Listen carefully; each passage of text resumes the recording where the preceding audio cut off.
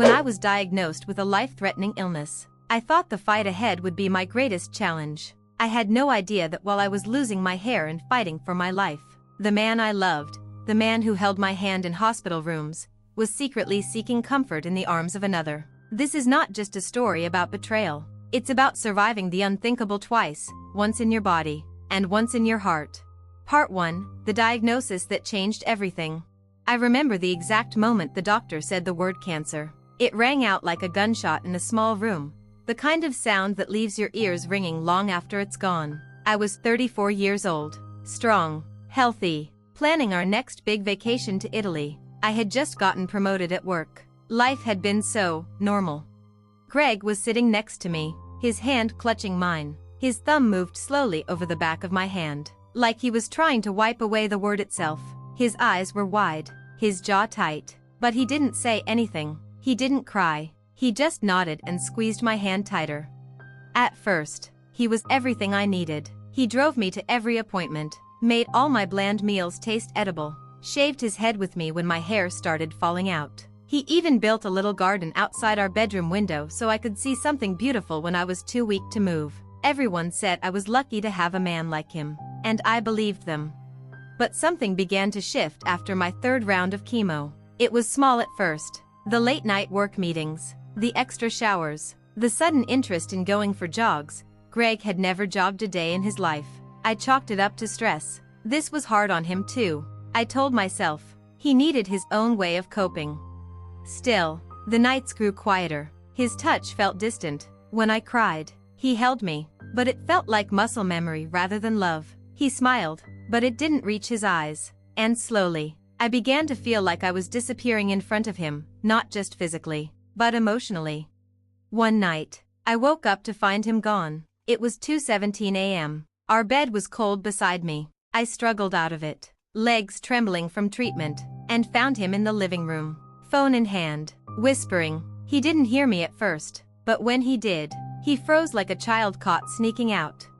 "It's just work," he mumbled. "One of the junior analysts. She's going through something."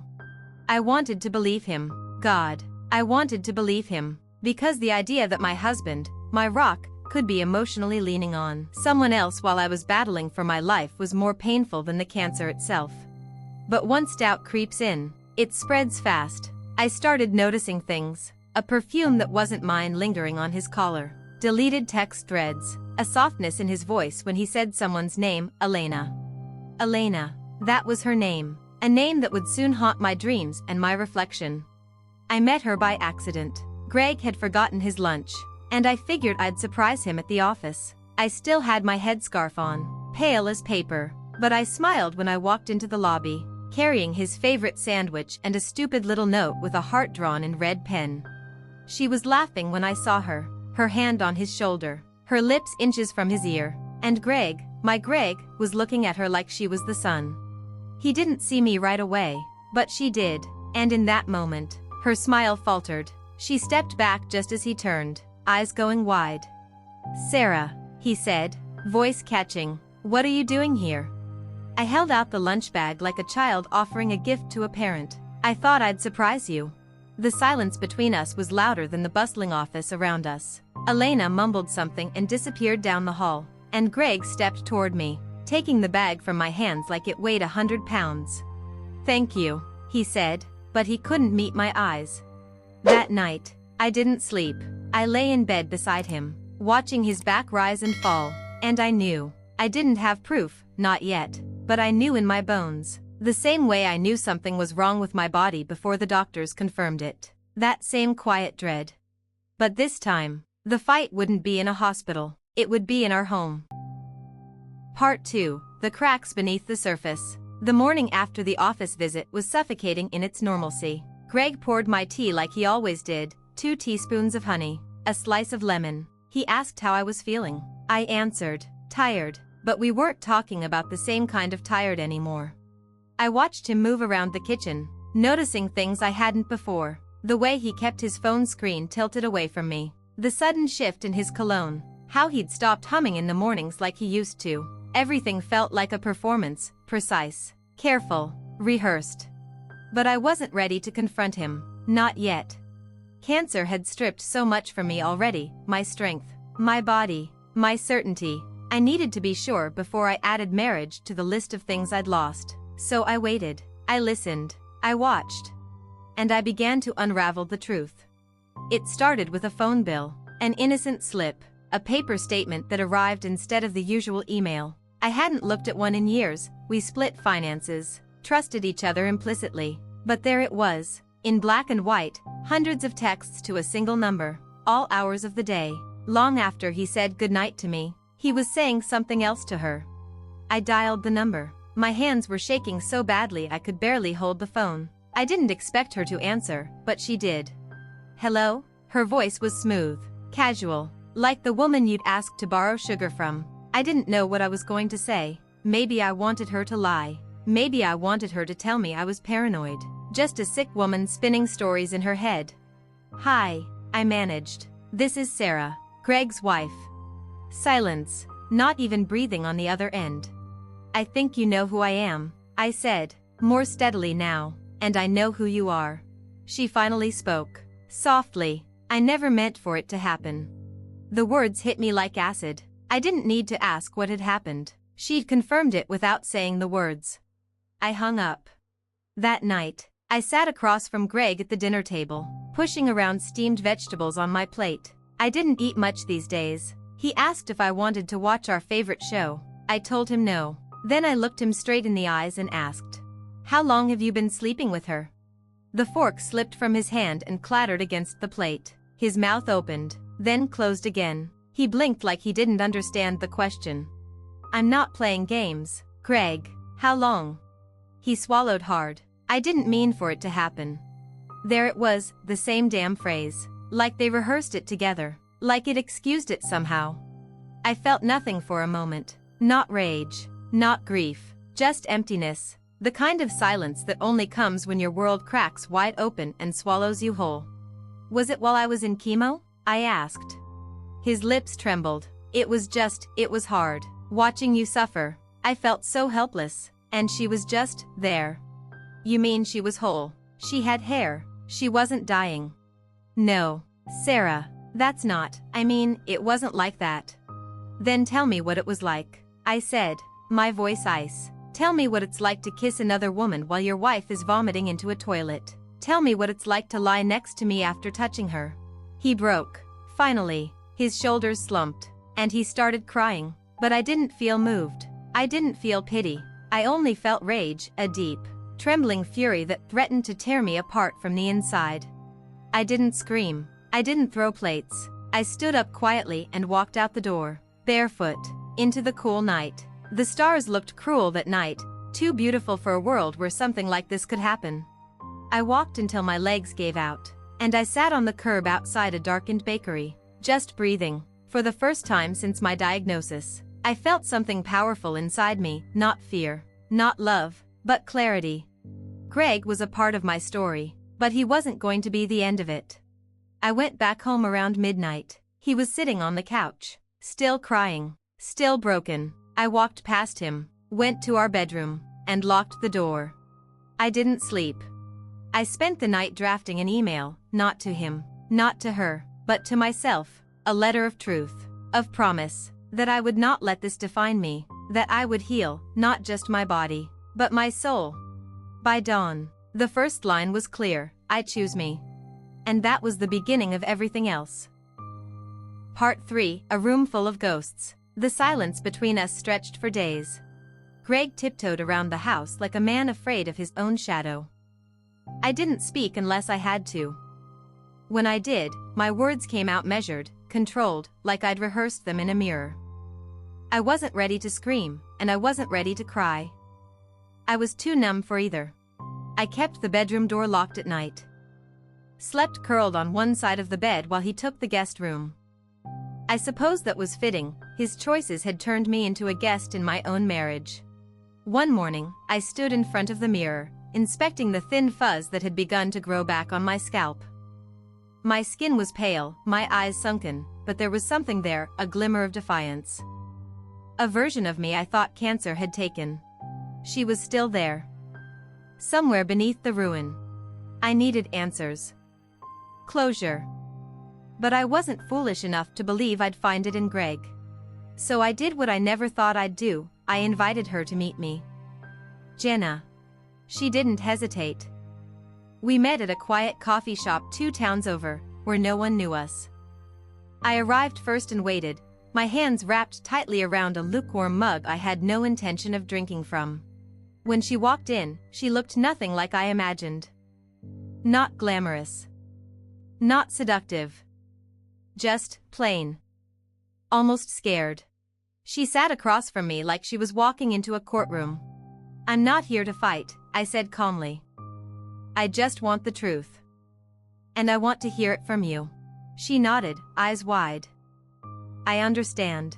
So tell me," I said, leaning forward. "When did it start?" Her voice shook. 6 months ago. My stomach twisted. That was when I was at my worst, too weak to shower alone, too sick to keep food down. While I lay dying, they were beginning. "Did you ever feel guilty?" I asked, almost more curious than angry. She swallowed. "Every day. But Greg, he made me believe it was different. That you were drifting apart. That you barely talked anymore. He said you didn't want him." I flinched. It's one thing to be betrayed. Another to be rewritten. Reduced. To have the worst days of your life used as justification for someone else's affair. "He told you that?" I whispered. She nodded, then added quietly, "He said he was in love with me."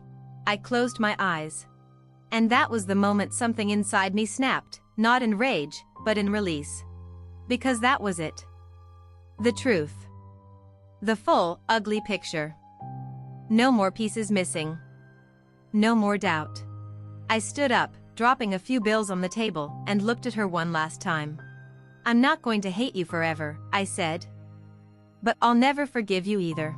I walked out into the cold afternoon and took my first full breath in days. I went home and found Greg on the porch, nursing a beer and looking like a man who had no idea who he was anymore.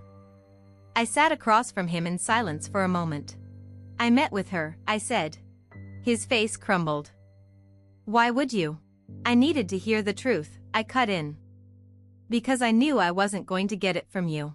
He rubbed his face with both hands. "Sarah, I messed up. I know that. I don't even recognize myself anymore." "That makes 2 of us," I said flatly. A long silence passed between us.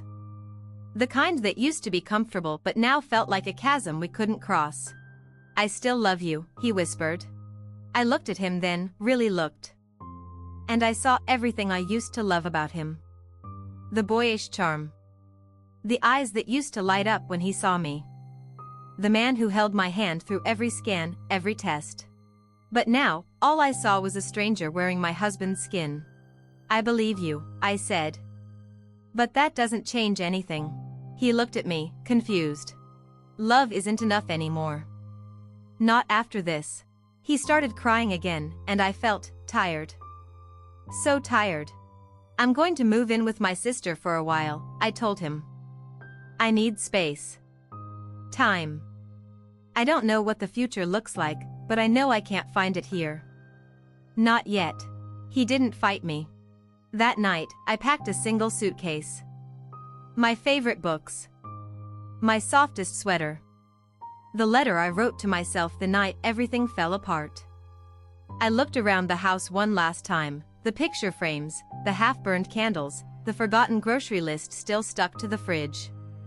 All the ordinary pieces of a life that no longer felt like mine. And I walked out the door without looking back.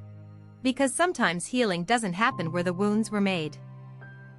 Part 4, The Quiet Between Storms. My sister's guest room was small, barely enough space for the twin bed, an old dresser, and a corner chair. But it became my sanctuary. A place where no memories clung to the furniture. A place where the silence wasn't loaded with what-ifs and why didn't-ts. Laura didn't ask questions. She didn't need to. She just let me be. She made tea when I couldn't sleep. Left little notes on the bathroom mirror. "You're doing better than you think." Sometimes, that was enough to get me through the day. It had been 2 weeks since I left Greg. In that time, I'd ignored every one of his texts. Voicemails went unheard. I didn't need apologies. I needed air. I spent my mornings walking through the nearby park with a scarf over my healing scalp and sunglasses hiding the damage beneath my eyes. I watched other people move through life, mothers pushing strollers, couples laughing over coffee, joggers with purpose in their steps. I was none of those things anymore. I was undone. At night, when I lay in that narrow bed, I thought about everything. The good years, the laughter that used to fill our home, the way Greg used to trace circles on my back when I couldn't sleep, the promises we made, and then, the night I found out. The betrayal still stung like an open wound, but what cut deeper was the realization that I didn't know if I could ever trust again. Not just him, anyone. I had a doctor's appointment the following week, a follow-up to check on my blood work and how my body was responding after the last round of treatment. Laura offered to come, but I told her I needed to do it alone. As I sat in the waiting room, I couldn't help but think about how many hours Greg had spent sitting beside me here, holding my hand, pretending not to be terrified. How does someone go from that to cheating? The nurse called my name, and I followed her in. After a series of tests and questions, the oncologist sat across from me with a soft smile. "Sarah, your blood work looks good. Your levels are stable. We're moving in the right direction." I nodded, trying to absorb the words. It was good news, hopeful news. But I didn't cry, I didn't smile, I just sat there, numb. It wasn't until I got to the parking lot that it hit me. I sat in my car, gripping the steering wheel, and wept. Not because I was afraid anymore, but because I had survived something that was supposed to kill me. And somehow, what Greg did hurt more. Isn't that the irony of pain? That it's not always the disease that breaks you. Sometimes, it's the person who held your hand through it. That night, I opened Greg's most recent voicemail. His voice was tired, beaten. "I miss you, Sarah. I know I don't deserve to say that, but I do. I miss you in the quiet moments. I miss the way your laugh filled the kitchen when you forgot the timer again. I miss how you always knew what I needed, even before I did. You're the best thing I ever had, and I threw it away. If there's even a chance we can talk, please, just once." I deleted it. I didn't cry this time. I felt empty. And maybe emptiness was better than bleeding. A week later, I got a package in the mail. No return address, but I knew the handwriting. Greg. Inside was a leather journal, brand new. On the first page, he'd written, "If I could undo it all, I would, but I can't. So I'm writing instead, every day, everything I should have said, everything I should have done, and maybe, someday, you'll read it." I closed it without reading the next page. Not yet, maybe not ever. Instead, I opened my laptop and started a new document. I didn't know what I was writing exactly, a letter to myself, maybe, or the start of something else. But the words came. Today, I remembered what sunlight feels like, not on my skin, but inside me. It's faint, flickering, but it's there. Maybe healing isn't a single moment. Maybe it's just the decision to keep moving, even when your legs feel broken. That night, I slept without nightmares. The world hadn't stopped, but I had started again, slowly, quietly, stubbornly. And for now, that was enough. Part 5, picking up the pieces. Days turned into weeks, and I found myself navigating a strange new reality, one where the past still haunted me but the future was slowly coming into focus. The scars Greg left behind weren't just physical or emotional. They were woven into the very fabric of my everyday life. Every quiet moment was a test of my strength. Every glance at my daughter's face reminded me of the love that still lived inside me, fierce and unyielding. I began to notice the small things that had gone unnoticed before. The way my daughter's tiny fingers curled around mine as she slept. The way sunlight filtered through the curtains and painted gold across the wooden floor. Even the scent of fresh coffee in the morning felt like a small victory. But healing was not linear. There were days when the weight of everything threatened to crush me again. The ache of betrayal lingered like a shadow in the corners of my mind, creeping in when I least expected it. Sometimes, I'd find myself sitting alone, replaying every moment I thought I understood, wondering where I went wrong, or if the fault was ever really mine to begin with. Laura was still there, a steady presence in the chaos. She didn't rush me or pressure me to forgive. She simply listened when I needed to talk and held me when I didn't want to speak at all. One afternoon, as we sat on the porch swing with cups of tea, she said something that stayed with me. "Sarah, you don't have to fix everything today. Just let yourself breathe." That simple phrase became my mantra. Around this time, I started attending a support group for women who had survived betrayal and loss. At first, I was hesitant. Exposing my pain to strangers felt like opening a wound that might never close. But slowly, the shared stories, the quiet nods of understanding, gave me something I hadn't felt in a long time: hope. One woman, Rachel, told me about how she rebuilt her life piece by piece, sometimes with trembling hands, but always moving forward. "There's no shame in breaking," she said, "only in staying broken." Her words echoed in my mind long after the meeting ended. Meanwhile, Greg remained a ghost in my life. His attempts to reconnect were sporadic and confusing. Sometimes, I wanted to scream at him, to demand answers, to make him feel the pain he'd caused. Other times, I wished I could forget him completely, erase every memory, every shared moment.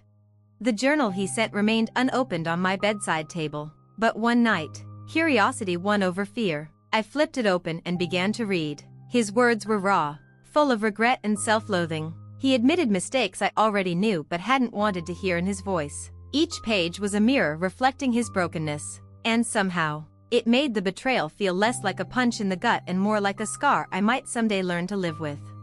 Reading his confessions didn't bring me closure, but it brought clarity. I realized that forgiveness, if it ever came, would be for me, not for him. The days grew longer, and the nights less suffocating. I started to dream again, not of what could have been, but of what might still be. I planned small adventures for my daughter and me, places we could explore, memories we could create free from the shadows of the past. One morning, as I stood in the kitchen, watching my daughter take her first tentative steps, I felt a swell of pride and fierce determination. This was my second chance, not just to survive, but to thrive. I wasn't sure what the future held. I didn't know if Greg would ever truly leave my life or if the pain would ever fully fade. But I knew one thing for certain: I was no longer defined by his betrayal. I was defined by my own strength. And that strength was enough to build a new life, one piece at a time. Part 6: The Shadows That Linger. Even as I began to rebuild my life, the shadows of Greg's betrayal stretched long and often darkened my days. Healing didn't mean forgetting, it meant learning to live alongside the pain, acknowledging its presence without letting it define me. Some nights, I would wake in a cold sweat, my heart pounding as memories invaded my sleep. The quiet sound of the front door closing would send a jolt of panic through me. Even though Greg had been gone for months, I caught myself scanning my phone obsessively, hoping not for messages from him, but for any sign that the nightmare had truly ended. Therapy helped, but it was a slow, winding path.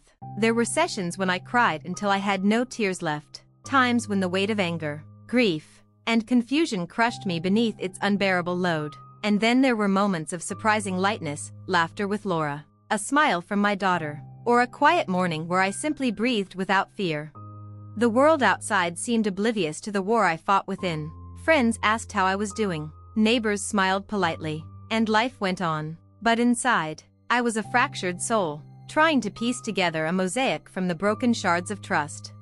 Work became a refuge and a challenge. Returning to my career wasn't easy. The days felt longer, the tasks harder to focus on, but the routine grounded me. My colleagues noticed a change, a subtle steel beneath the surface, though none knew the storm that had almost torn me apart. I kept the journal Greg had sent close by. Sometimes, I'd read a passage and feel a pang of sorrow mixed with anger. Other times, it was a strange comfort, like hearing his voice one last time before letting go for good. The final pages were unfinished, the ink running out like his chances to make things right.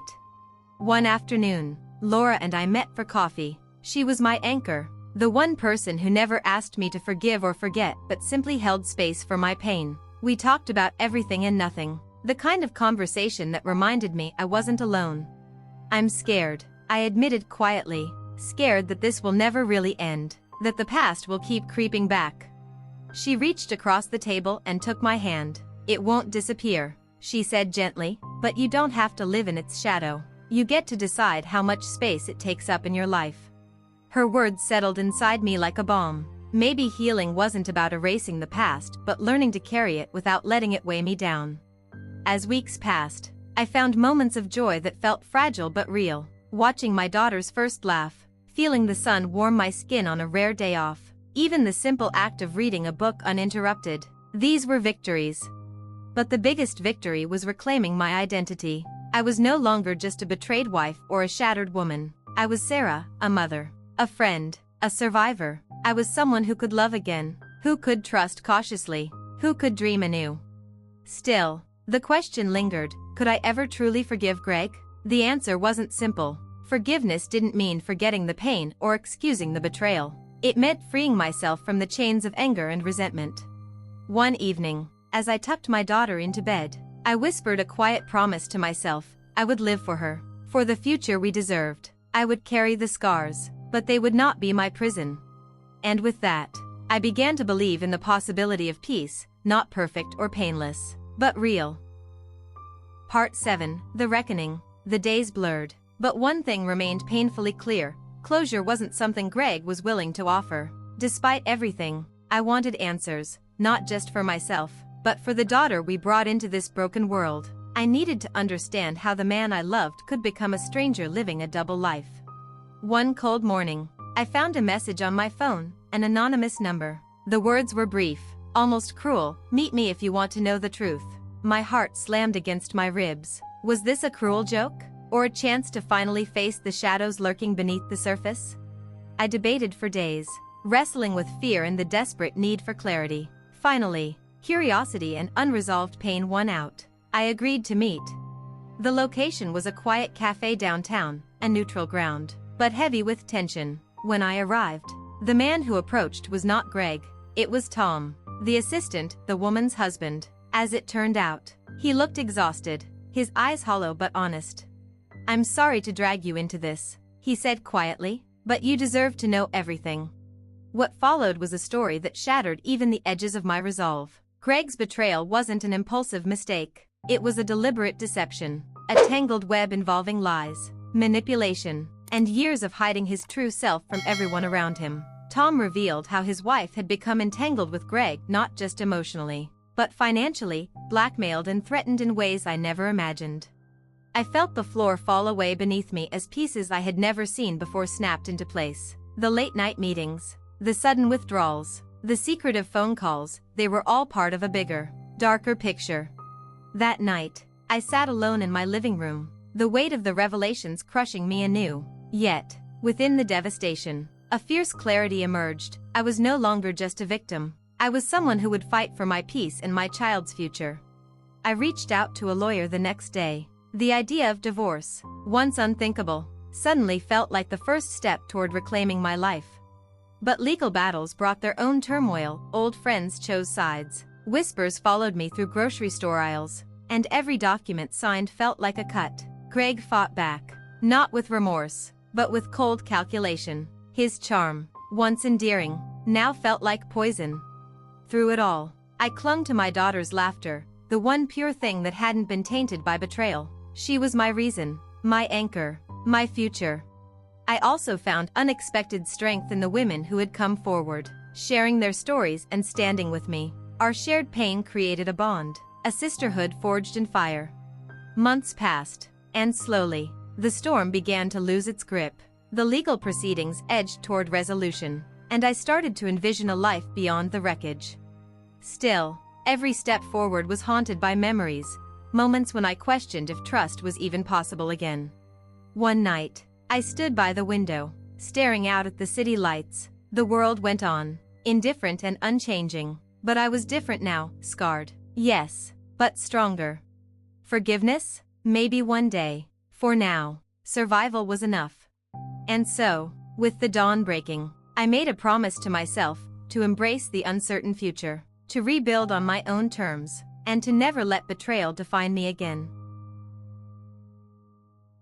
Part 8, Rebirth. The cold wind outside mirrored the chill I felt inside, a biting reminder of everything lost and yet, strangely, everything I was about to find. Months of sleepless nights, legal battles, tears, and silent prayers had brought me to this point, standing on the edge of a new life, uncertain but determined. The final court hearing was tense but decisive. Greg's defenses, once so confident and cutting, now seemed hollow, fragile. His mask was gone, stripped away by truth and exposure. The judge's words were firm but fair: custody granted, assets divided. Justice, imperfect and slow, had finally arrived. Walking out of the courthouse, I felt a strange mix of relief and sorrow. The man I once loved was now a chapter closed, but the book of my life was far from finished. Returning home to my daughter's bright smile, I realized how much healing was still needed. The scars from betrayal ran deep, but they no longer controlled me. Each hug, each laugh from her, rebuilt the broken parts of my heart. Therapy became a sanctuary, a place where I confronted not just Greg's betrayal, but my own fears and doubts. I learned that strength wasn't just about surviving pain, but about embracing vulnerability, trusting again, and allowing myself to dream anew. I reconnected with old friends and made new ones, women who had walked similar paths, whose stories mirrored mine in ways both painful and inspiring. Together, we formed a quiet rebellion against silence and shame. In time, the memories of Greg's betrayal lost their power to cripple me. They became part of my story, yes, but not the whole story. One afternoon, I found myself sitting by the park where my daughter first took her tentative steps. Watching her explore the world with wonder and courage, I understood that life, like her tiny feet, moves forward one step at a time. I began to imagine a future where trust could bloom again, where love could be rebuilt, perhaps not with Greg, but within myself and those who truly deserved my heart. And in that fragile hope, I found my rebirth. Betrayal had broken me, yes, but it had also forged me anew. I was no longer the woman who waited helplessly for truth or apology. I was a mother, a survivor, and most importantly, a woman who chose herself when the world turned its back. The journey ahead was uncertain, the path unmarked, but I was ready to walk it, one brave step at a time.